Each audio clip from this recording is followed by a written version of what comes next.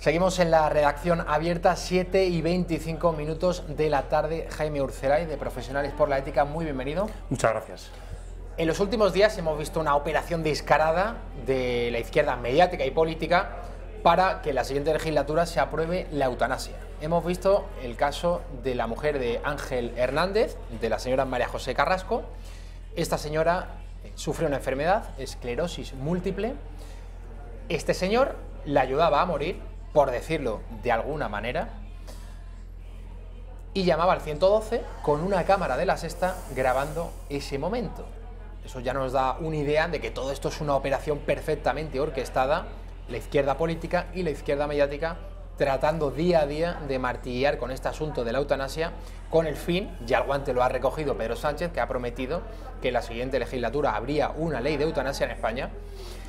Y como decimos, la noticia saltaba ayer a última hora de la tarde cuando la juez que estaba ocupándose de este caso se ha inhibido y ha derivado el asunto a un juzgado de violencia de género. Hay que recordar que el Tribunal Supremo, en el pasado mes de diciembre de 2018, en una sentencia decía que cualquier tipo de violencia de la pareja o de la expareja hacia tu mujer, pues mujer, es violencia de género. Entonces la jueza ha dicho, bueno, yo si voy a la letra de la sentencia del Supremo, si voy al pie de la letra, esto es violencia de género. Ahora la izquierda se lleva las manos a la cabeza, todos estos que apoyan la ley contra la violencia de género ahora están súper escandalizados, y aquí vemos un caso claro, Jaime, de las muchas contradicciones que tiene este magma cultural progresista. Sí, verdaderamente es sarcástico, ¿verdad?, lo que ha pasado con este caso, como lo fue en su momento también que el propio ministro impulsor de la ley contra la violencia de género, esta ley ideológica e injusta, fuera acusado por su propia mujer de violencia de género, falsamente, como luego se demostró ante el Tribunal Supremo, y nuevamente vuelve a constatarse ese sarcasmo. Pero más allá de esta derivada de la noticia y de toda la manipulación y la operación de diseño que se ha hecho, hay evidentemente una cuestión más de fondo y mucho más grave, ¿no?, que en primer lugar mueve pues a una cierta compasión, ¿verdad?, porque siempre que hay sufrimiento humano, como es el caso de esta víctima, pues lógicamente uno debe sentirlo, ¿no? Pero más allá de eso, verdaderamente lo que está en juego es muy importante, ¿no?, porque es en definitiva la sustitución de una ética, de principios, de valores y de verdades por un puro emotivismo, ¿no? Y esto es muy grave, teniendo en cuenta que aquí están en juego dos grandes principios éticos esenciales, que es, en primer lugar, que la vida humana en todas sus fases debe ser respetada, ¿no? Y si esto no es así, pues a partir de aquí se puede derivar pues verdaderas atrocidades, ¿no? Y en segundo lugar, que la dignidad de la vida humana no depende de la calidad de vida, sino que es algo intrínseco a la persona. Eso es lo que realmente se quiere eliminar. Eso es lo que sería la dignidad. Más que la propia vida, ¿verdad? Más que la vida, ¿no? Yo creo que en estos momentos lo que se está poniendo en solfa es el valor de la vida humana como algo asociado de manera completamente inseparable de la dignidad sagrada de la persona, y toda esta campaña verdaderamente tremenda para legalizar la eutanasia y el suicidio asistido no deja más que de obedecer a eso, ¿verdad? Jaime, hemos visto en algunos países europeos donde esta ley está vigente, la ley de la eutanasia, por ejemplo, Holanda, que es el paradigma, era la punta de lanza de la progresía occidental internacional. Estamos viendo cómo los ancianos tienen auténtico pavor cuando ponen un pie en los hospitales. Aquí el problema de fondo está en que ¿quién decide ahora la vida, el futuro de una persona que está de un enfermo terminal, por ejemplo? Sí. ¿Es el Estado? ¿Son los familiares? Este es el tema, ¿no? Una vez que se niega el principio, y es que toda vida humana debe ser respetada en todas sus fases, ya a partir de ese momento nos deslizamos por una pendiente que no tiene límite, ¿no? Estamos viendo en estos países excepcionales que tienen legalizada la eutanasia como todo ha sido una progresiva ampliación de los casos en que se admite la liquidación del ser humano, la eliminación, para casos de enfermedades como por ejemplo la depresión, que verdaderamente llama la atención cuando siempre se hablaba de enfermedades muy terminales, muy límites, etcétera, y ya hay casos en estos países donde se está aceptando el suicidio asistido y la eutanasia para estos casos, ¿no? Hemos visto también que se ha ampliado a los niños, ¿no? Y yo no puedo evitar el acordarme con todo esto de las leyes eugenésicas de la Alemania nacionalsocialista, ¿no? O sea, realmente cuando se niega la dignidad del ser humano, a partir de este momento todo es posible, y en esa medida me parece que es perfectamente entendible que los ancianos en este momento no quieran que se les lleve a los hospitales, porque ya no sabemos quién va a tomar la última decisión sobre nuestra vida, y esto es verdad verdaderamente atroz, ¿no? En la medida en la que se habla de la eutanasia, se deja de hablar de los cuidados paliativos. Lo cual demuestra que la eutanasia no es la solución, ni muchísimo menos, ¿no? O sea, existe realmente un problema, y es el problema del sufrimiento humano, que es una realidad que todos conocemos, experimentamos y que a veces nos pilla cerca también en familiares, en seres queridos, ¿no? Y ante esto la respuesta pues es acabar con la vida, ¿no? Cuando realmente los cuidados paliativos han avanzado muchísimo. Hoy en día hay unos medios extraordinarios que, sin necesidad de alargar artificialmente la vida humana, lo que sí aseguran es una dignidad hasta el final de la vida a través de una atención, por supuesto, de tipo médico, pero también de tipo humano, de tipo social, tipo familiar, de tipo espiritual, etcétera, que aseguran que el trance desde la vida hasta la muerte pues se hace en unas condiciones de dignidad, sin tener que acudir a esa solución verdaderamente tremenda que es acabar con la vida humana, ¿no? Vamos a cambiar de asunto, aparcamos de la eutanasia y de la dignidad en la vida humana para hablar de lo que ha sucedido en un colegio de Barcelona. Han señalado, han vetado, han eliminado, han prohibido 200 cuentos, escuchan ustedes bien, 200 cuentos infantiles por considerarlos sexistas. Entre ellos, por ejemplo, el de Caperucita Roja.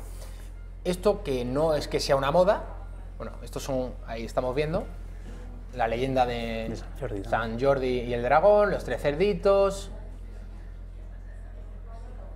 Caperucita Roja. Esto, como digo, Jaime, más que una moda, responde a unos principios ideológicos. La Bella Durmiente responde a unos principios ideológicos muy determinados, feministas, lógicamente. Lo vimos también el pasado 8 de marzo, cuando ponían el dedo y el foco en lo que conocen como el heteropatriarcado, las sociedades que ellos o ellas entienden que son machistas. Yo no sé qué tendrá de malo todos estos cuentos que nos han leído de pequeños y que seguramente seguiremos leyendo, al menos en mi caso, a nuestros hijos, pero el hecho de señalarlos, estamos viendo el carácter totalitario e inclusivo, ¿no? Invasivo, mejor dicho, en la educación pública. Quieren hacer de la educación pública, bueno, pues, el lugar en el que moldear conciencias y adoctrinar según en base a sus criterios. Sí, efectivamente es un proceso de reingeniería social, de lavado de cerebro impuesto de manera totalitaria, pero permíteme que apele antes a una cuestión previa, ¿no? O sea, aquí hay una cuestión ideológica, pero sobre todo, como hoy se comentaba en mi casa cuando hablábamos esto, ¿no? Decía mi mujer, sin entrar en más cuestiones y en más debates, ¿no? Dice, verdaderamente la estupidez humana es ilimitada, ¿no? Y contestaba mi hija, dice, es que en España nos hemos vuelto locos, ¿no?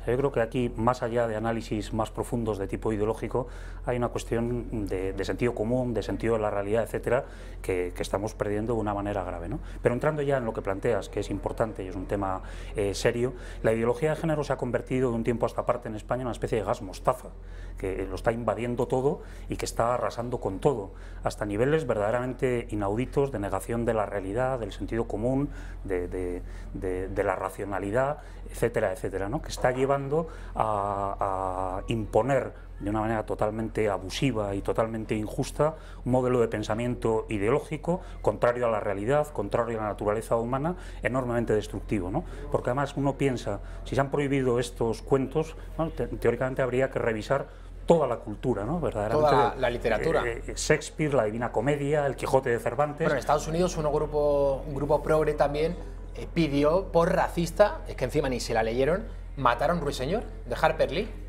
Así es. O sea, es lo contrario al racismo.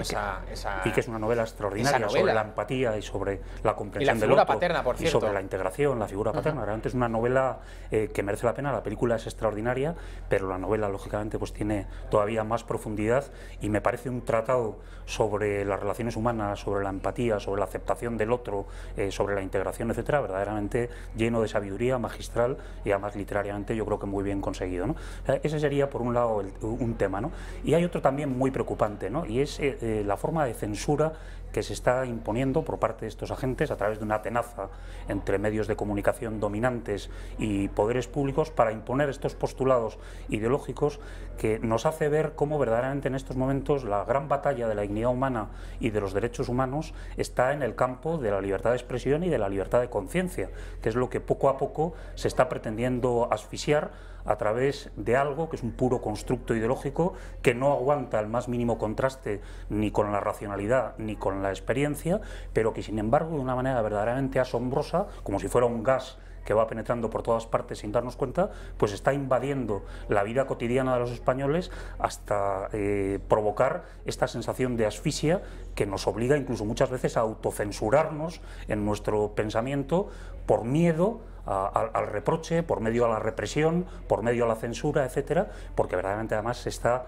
aplicando con un nivel de intransigencia y de odio llamativos, ¿no? En Pamplona, hablando de la estupidez, el alcalde de Pamplona, de Bildu, ha impulsado unos talleres de desprincesamiento. Bueno, es la primera vez que uno oye este término, dedicado a tratar de revertir desde su punto de vista lo malo que es y lo nocivo para las niñas tener como referentes los cuentos de princesas, el rol femenino, y en esto se va el dinero público, por cierto, que es casi lo de menos, que el dinero público se vaya en esto, sino lo demás es el lavado de cerebro y el proyecto de ingeniería social que tiene toda esta gente. Sin duda, yo creo que es otro síntoma de la misma locura, de la misma insensatez, de la misma estupidez y de la misma ideologización a la que hacía referencia, y este dato no es irrelevante, ¿no? O sea, todo esto está siendo posible porque se está alimentando desde el dinero de todos los españoles con unos recursos verdaderamente enormes que están haciendo que una ideología que parece inverosímil porque es totalmente contraria al sentido común y a la racionalidad, se esté aceptando de una manera pacífica por muchísima gente, con todo el daño, con todo el perjuicio que esto va a provocar en las mentalidades y al final en las conductas también, porque las ideas acaban por tener consecuencias, ¿no? Jaime, si me lo permites, voy a leer sobre esta noticia, voy a ofrecer más datos del alcalde de Pamplona. La Escuela Municipal de Empoderamiento y Participación oferta entre los meses de abril y junio 15 cursos que oscilan entre las 3 y las 36 horas de duración. Añade, en el ámbito del empoderamiento social y comunitario se ofrecen 70 horas de formación repartidas en 4 cursos. Se impartirá formación en gamificación, que no sé lo que es, para la participación y el compromiso, el teatro como herramienta de intervención social y empoderamiento individual y colectivo, desprincesamiento y agentes de antirrumores y estrategias para trabajar con grupo. A propósito de la campaña contra las princesas, dice, en este caso el nuevo curso es el de desprincesamiento, que será impartido los días 14 y 15 de junio por Irantxu Varela, periodista experta en feminismo, comunicación y violencia contra las mujeres. El taller revisará los conceptos de belleza, yo he dicho muchas veces que tienen una cruzada contra todo lo bello y todo lo bueno, división del trabajo, amor romántico y deseo y sexualidad desde una deconstrucción del rol asignado a las mujeres como eternos complementos pasivos. En la formación se suministrarán referentes que permitan construir una memoria colectiva de las mujeres. Me llama mucho la atención lo del amor romántico. Ellas hablan mucho de muerte al amor romántico. Y hay que recordarles, por ejemplo, que ellas se manifestaron contra la manada, la famosa manada de los Sanfermines, que esos tipos de la manada son precisamente todo lo contrario al amor romántico. Entonces, a ver si centramos bien el tiro, porque si declaras la muerte al amor romántico, luego no te puedes quejar de que haya por ahí salvajes que hagan justamente lo contrario al amor romántico, que es que el hombre sea un caballero y trate con delicadeza y trate bien a la mujer. Sí. Realmente estos párrafos que han leído son ya de delirium tremens de género, ¿verdad? Han metido todos los tópicos concentrados en tres párrafos y tiene verdadero mérito, ¿no? Y respecto a esto que dices de la lucha o del amor romántico y la incongruencia con el tema de la manada, etcétera, bueno, yo creo que pone de manifiesto una de las características de este proceso de reingeniería que estamos viviendo, que es el tema de la asimetría, ¿no? Que es la profunda incoherencia de todo lo que se dice, que se aplica para unas cosas sí y para otras no, se quedan tan a gusto y uno lo que descubre siempre es la falta de congruencia. Entre otras cosas, por una razón muy importante, y es que cuando las cosas se basan en la mentira, se basan en el falseamiento de la realidad, es muy difícil mantener después una coherencia en lo que se está afirmando. Y esto hace, y desgraciadamente no lo denunciamos suficientemente, pues que se caiga en semejantes contradicciones, ¿verdad?, como esta que estás diciendo, ¿no? Es decir, estamos queriendo matar la belleza romántica por un lado, y por otro lado nos estamos quejando de que el sexo se quede reducido a un puro animalismo, ¿verdad?, sujeto a los instintos más primarios, más animales del ser humano, y luego nos llevamos las manos a la cabeza de lo que estamos produciendo, ¿no? Todos esos sucesos verdaderamente deleznables no dejan de ser hijos de lo que ideológicamente y culturalmente se está proponiendo en la sociedad española. Hoy ha dicho una cosa muy importante. Benedicto XVI. Efectivamente, porque me parece que ha dado en la Raquel, clave. No sé si tenemos esa carta de Benedicto XVI preparada. Es que incide en el mayo del 68, la revolución sexual. Todo eso, lógicamente, trae unas consecuencias. Yo también me acuerdo mucho de la frase de que la izquierda pone tronos a las causas y cadalsos a las consecuencias. Vamos a verlo.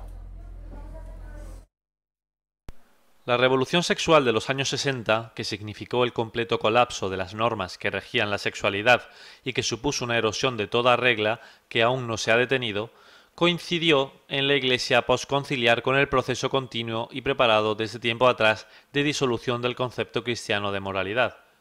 Siempre me he preguntado cómo los jóvenes en esta situación se podían acercar al sacerdocio y aceptarlo con todas sus ramificaciones. El extenso colapso de las siguientes generaciones de sacerdotes en aquellos años y el gran número de laicizaciones fueron una consecuencia de todos estos desarrollos. En diversos seminarios se establecieron clubs homosexuales que actuaban más o menos abiertamente y cambiaron de forma significativa el clima de los seminarios. Parte de la fisionomía de la Revolución del 68 fue que la pedofilia también se diagnosticó como permitida y apropiada. ¿Por qué alcanza la pedofilia tales proporciones? En última instancia, la razón es la ausencia de Dios. Esta plaga refleja la situación en Occidente, donde Dios se ha convertido en el asunto privado de una minoría. Benedicto XVI, Papa Emérito. Así es, hombre santo y hombre sabio, ¿no? Que verdaderamente en esta carta que hoy nos ha regalado me parece que da en la clave para entender muchos de los fenómenos que están ocurriendo, y me parece que ese rescate de lo que ha significado la revolución sexual es absolutamente clarificadora para entender la situación actual, para entender la ideología de género y para entender estas últimas trincheras de un proceso de revolución cultural que verdaderamente llama la atención porque supone una rebelión contra lo natural, contra lo que somos como seres humanos, etcétera, verdaderamente frontal, ¿no?